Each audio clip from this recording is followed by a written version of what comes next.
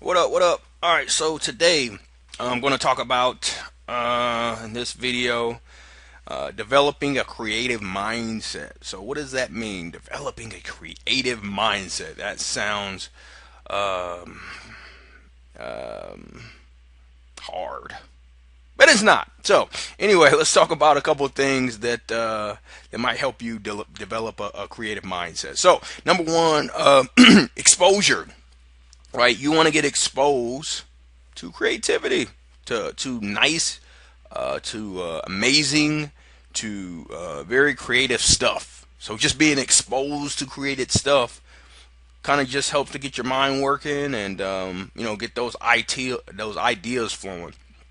So whether that's I would say particular television program that's a really good show, that's really highly rated, right? You want to expose yourself, to me at least, the best things. What are the most kind of creative things that's been done thus far?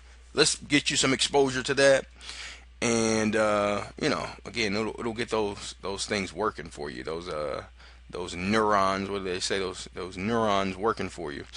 Um, so again, we could go back to a specific television program, a specific movie, um, a specific sporting event, um, a really high grade food, or meal, I would say. Um, what else? Just anything that's really dope or sweet, right? Expose yourself to the things that are really high level, and look and feel and see how they're working. And I think when you do that, you kind of get um, you start to get ideas just about, hey, what if this thing was done this way or that way, or what if this was in a different color, or whatever the case is. And I think just by you exposing yourself uh, to those high grade things, it'll really help out. So next, activity, doing. Right. So if you're actually doing stuff, doing is going to supersede a lot of things in terms of your ability to start being creative. If if you're in the activity, right? So let's say that I don't know, if you're a coder, you're coding. If you're selling, you're selling. If you're a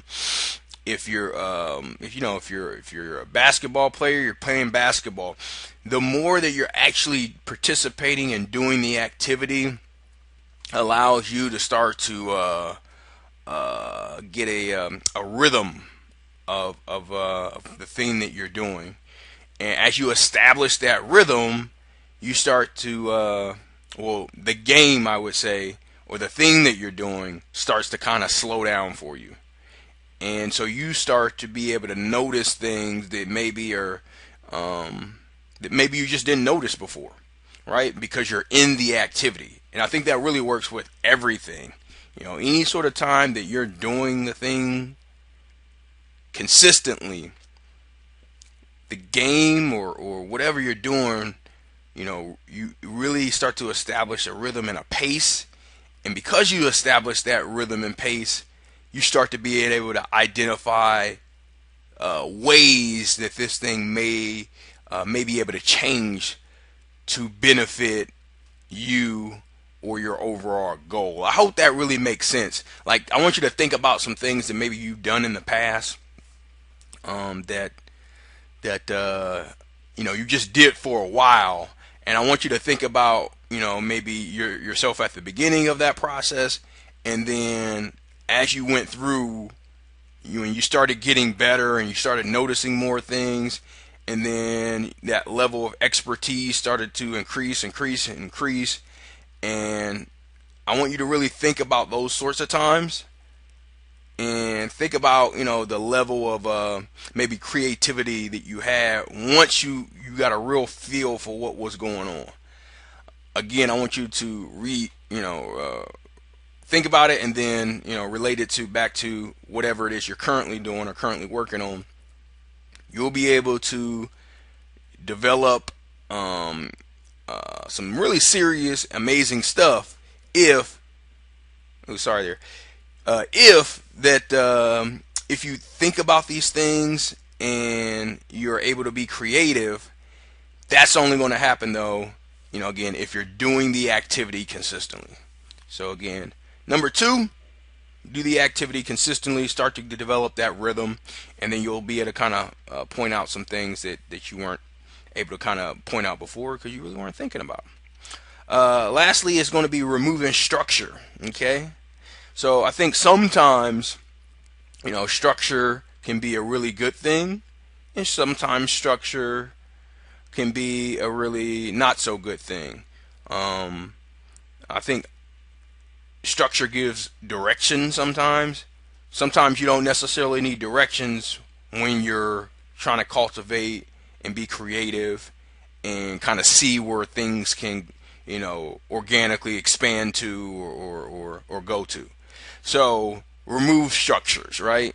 Remove the barriers. Just remove things, especially the mental barriers that kind of come up. One thing that I think comes up in any sort of creation stage is we start to look at things that have been done in the past too much, and we kind of create this barrier or structure that, hey, this has to be done a certain way. And the more we can kind of think about, hey, is this kind of a structure and is this holding me back? Let me remove that. Let me try to do it in maybe a more unorthodox way. The more you can do that, then it'll allow those juices, those neurons to flow, and you'll start to create things in a different way. And then maybe you can kind of bring some structure back to that different way to kind of refine it and make it whatever it is that you want it to be. But as you're in the creation process, I would say, if you can, think about removing some of the barriers that may be in place. And that could be from a mental aspect, that could be from a physical aspect of, how you're choosing to design your creation. So like even if let me think here, like even like just think about content creation for a second.